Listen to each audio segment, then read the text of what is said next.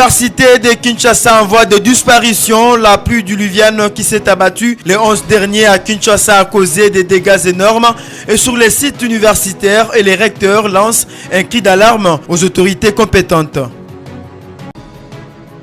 Et puis, agression des élèves de l'école d'application de l'ISP Tekin. Le directeur général, le professeur Albert Kabasele Yenga fustige le comportement macabre des autorités d'écoles voisines visant à déstabiliser son institut. C'était là le sommaire de votre journal, mesdames et messieurs. Bienvenue à tous et à toutes. La pluie diluvienne qui s'est abattue lundi 11 dernier à Kinshasa a causé d'énormes dégâts à l'université de Kinshasa. Suite à cela, des catastrophes naturelles ont été remarquées dans l'alma mater du professeur Jean-Marie Kayembentumba qui n'a pas manqué d'effectuer une descente sur les lieux afin de constater les risques que court l'ensemble de l'université sur les érosions répétitives. Il a profité de cette occasion afin de lancer un cri d'alarme auprès des autorités compétentes pour que solution soit trouvée dans un délai raisonnable. Sarah Lopas a été là pour le compte de l'info scientifique. Suite aux intempéries du 12 novembre ayant endommagé l'université de Kinshasa, le recteur Jean-Marie Kayembentumba a tiré la sonnette d'alarme lors d'une descente sur le plateau de professeurs. Accompagné de professeur Bruno Lapika, secrétaire général administratif, et Jean Kigossi, administrateur de budget, il a décrit une situation critique. Les effets d'une seule pluie, il y en a 2 ou 3. Est-ce qu'on voudrait que l'université de Kinshasa soit rayée de cartes? Je ne pense pas. Nous nous adressons avec un cri, un cœur totalement souffrant. Nous lançons ce cri pathétique pour que l'aide nous soit rapidement, urgemment accordée à l'université de Kinshasa. Nous sommes en détresse. Face à cette urgence, le recteur a lancé un SOS vibrant aux autorités, notamment au gouverneur de Kinshasa et au ministre des ITPR, un ancien de l'UNIKIN. Il déplore également le manque de réponse de l'Office de voirie et drainage, malgré les doléances répétées. La seule pluie de cette nuit, vous avez pu voir autour de vous que les maisons, elles s'appellent les maisons Est chez nous, quelques maisons des enseignants, il y a une deuxième pluie. Elles ne vont plus exister. Nous aurons dans la rue toutes les familles qui aujourd'hui sont là-dedans, au-delà de déplorer des catastrophes humaines. Nous lançons un SOS vibrant, le tout premier, bien sûr, sous la houlette de notre ministre des tutelles, nous le lançons à monsieur le gouverneur de la ville. Ce n'est pas parce que nous sommes un petit peu excentrés que nous devons certainement être oubliés.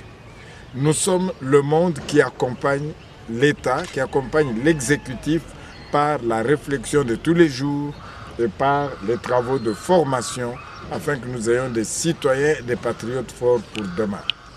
Nous nous adressons à son Excellence, Monsieur le ministre des Infrastructures et des Travaux publics, pour justement qu'il sente, lui qui est aussi un alumni de cette université, que la chance qu'il a eue d'étudier dans cette alma mater, qu'il la donne à d'autres générations, celles qui sont là aujourd'hui. Nous nous adressons à l'OVD. Nous avons longuement échangé avec eux, parfois avec, parfois sans réponse du tout à nos différentes doléances, mais nous croyons devoir montrer ceci et lancer ce cri de cœur, parce que si rien n'est fait, l'université de Kinshasa et ses alentours disparaîtraient. Nous avons appris qu'il y a des financements en cours pour l'entretien, la réparation. Mais si tel est le cas, pourquoi l'université de Kinshasa doit traîner comme elle traîne actuellement? Le recteur a conclu par un appel pressant. Nous lançons un cri pathétique pour que l'aide arrive rapidement et urgemment à l'UNIKIN, soulignant les risques de disparition de l'institution si rien ne fait.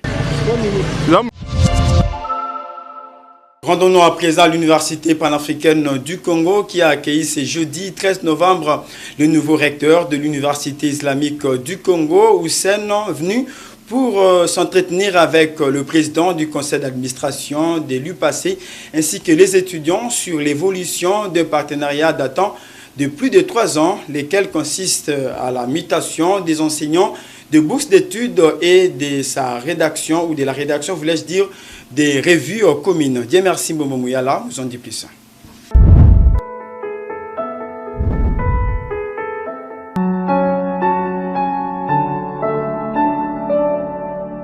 Très bien, en tout cas.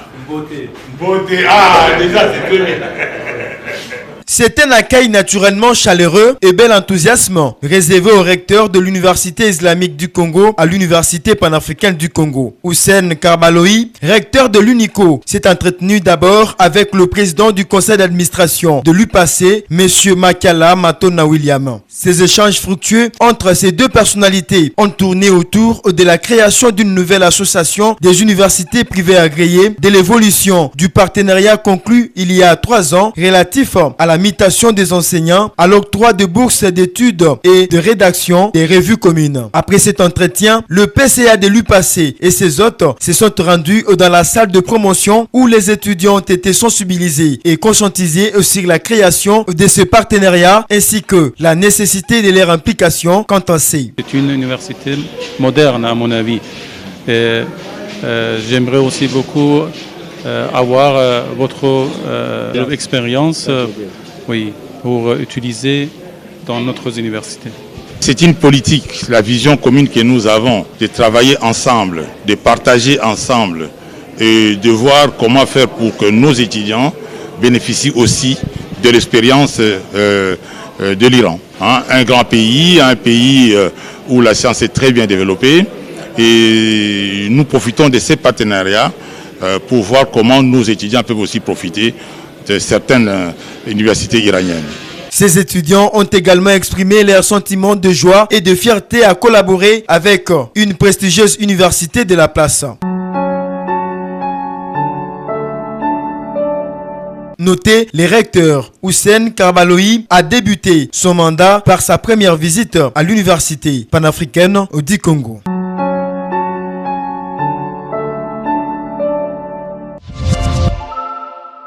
Restons toujours à l'Université panafricaine du Congo où s'est déroulé le lancement officiel du centre culturel Chine-Russie-RDC. Ce centre vise l'apprentissage des langues chinoises et russes aux étudiants de cette alma mater. Regardez.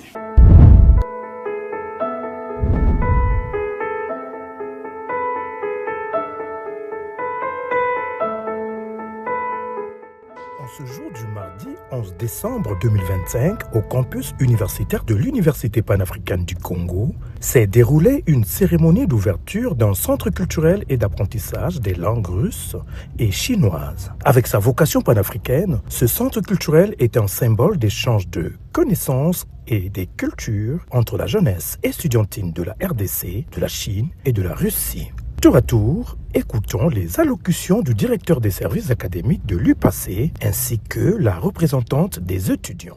Nous, en tant qu'autorité académique de l'Université panafricaine du Congo, nous avons senti les réels besoins de la jeunesse, à l'occurrence nos étudiants, par rapport à l'ouverture mondiale. La raison pour laquelle ces choix ici, ce n'est pas les choix qui émanent des autorités de l'université, mais plutôt les choix qui émanent de nos étudiants. Sans plus tarder, je vais laisser parmi l'une des représentantes des étudiants. Il a un mot à dire parce que c'est un grand jour à ce qui concerne notre ouverture ici. Alors vous avez vu les étudiants ici en masse. Cette journée est consacrée par rapport à l'ouverture de notre centre culturel d'apprentissage des langues de la Russie et de la Chine. Sans plus tarder, je laisse la parole à l'une des représentantes des étudiants afin qu'ils puissent nous parler de notre centre. Merci. Aujourd'hui marque une étape importante dans l'histoire de l'Université panafricaine du Congo et c'est avec une grande satisfaction que nous procédons à l'ouverture du centre culturel russe et chinois au sein de l'Université panafricaine du Congo.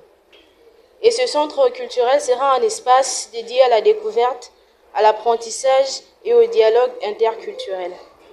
Ce centre offrira à notre communauté universitaire la possibilité d'apprendre la langue russe et la langue chinoise, mais aussi de s'imprégner de leur richesse de la culture, de leur littérature, de leur histoire et de leur tradition.